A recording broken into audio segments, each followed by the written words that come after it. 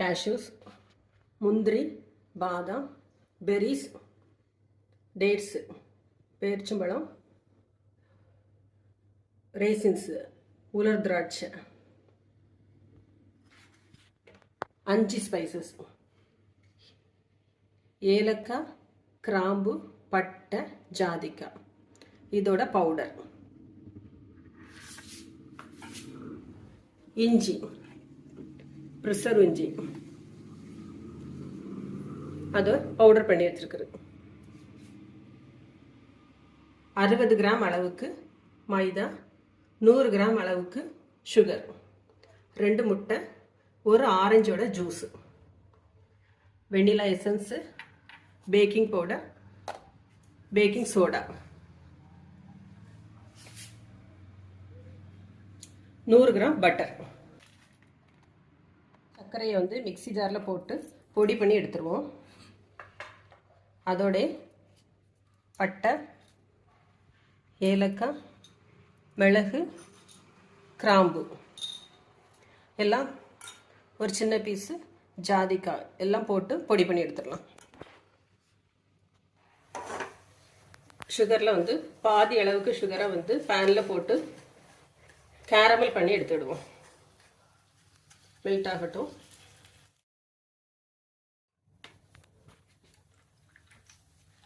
Colour வந்து கொஞ்சம் dark colour வரட்டு.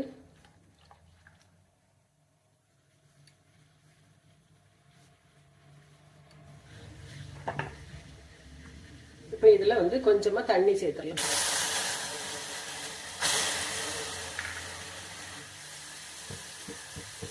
இதை ஆஃப் பண்ணி வச்சுடுவோம். கொஞ்சம் வந்து பிழிஞ்சி ஜூஸ் எடுத்து வச்சுடுவோம். நம்ம ட்ரை ஃப்ரூட்ஸ் எல்லாத்தையும் ஒன்றா சேர்த்துடலாம். டேட்ஸு,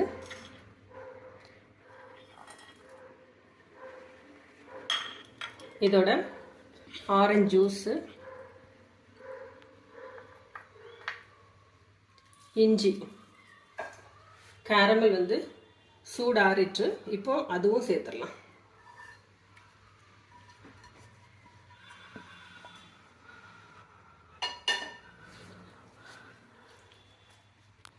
இது 1 மணி நேரம் வந்து ஊறட்டும். 100 கிராம் அளவுக்கு மைதா மாவு எடுத்துடுங்க. இதுக்கு 1 கிராம் அளவுக்கு சமையல் சோடா, 5 கிராம் பேக்கிங் பவுடர்,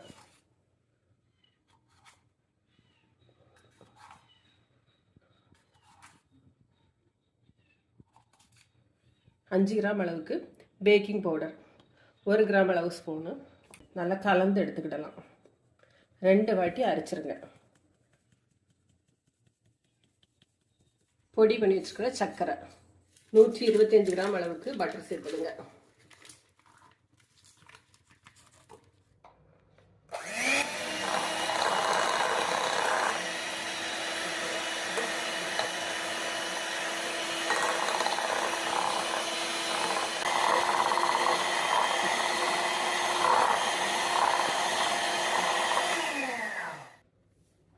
முட்டையை சேர்த்துடலாம். முட்டை என்றைக்குமே உடச்சி டைரெக்டாக ஊற்றாதுங்க.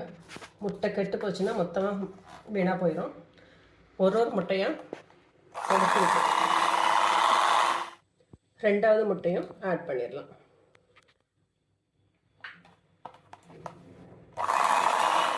ஒரு டீஸ்பூன் அளவுக்கு வெண்ணிலா எசன்ஸ் விட்டுலாம்.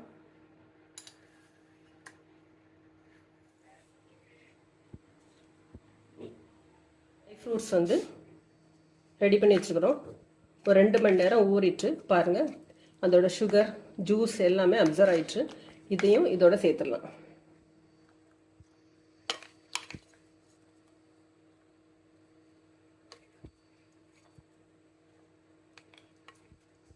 வச்சுருக்கிற மாவை வந்து இதோட ஆட் பண்ணிடுவோம்.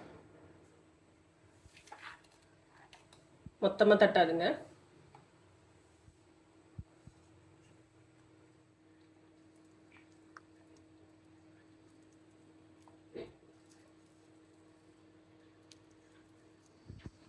ட்ரை ஃப்ளார்ஸ் எல்லாம் கொட்டிடலாம்.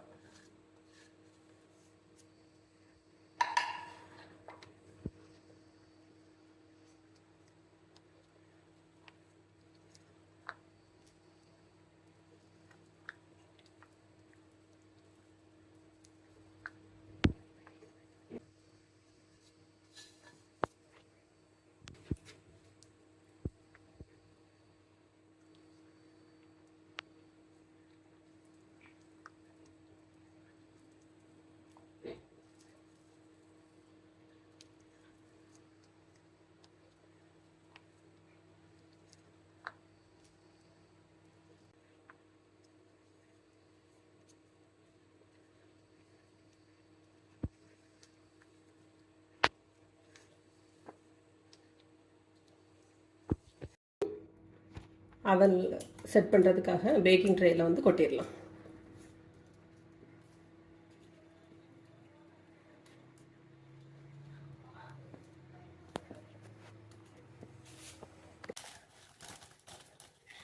இதை வந்து 180 டிகிரியில் ப்ரீ ஹீட் பண்ணி வச்சுடுவோம்.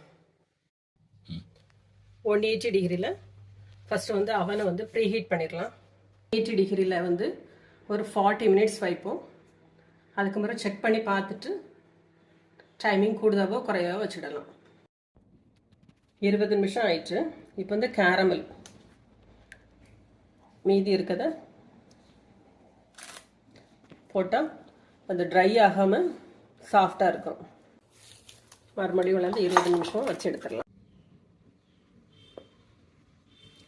நீட்டாக வந்துட்டு இப்போ நம்ம இதை வந்து பிளேட்டிங் பண்ணிடலாம்.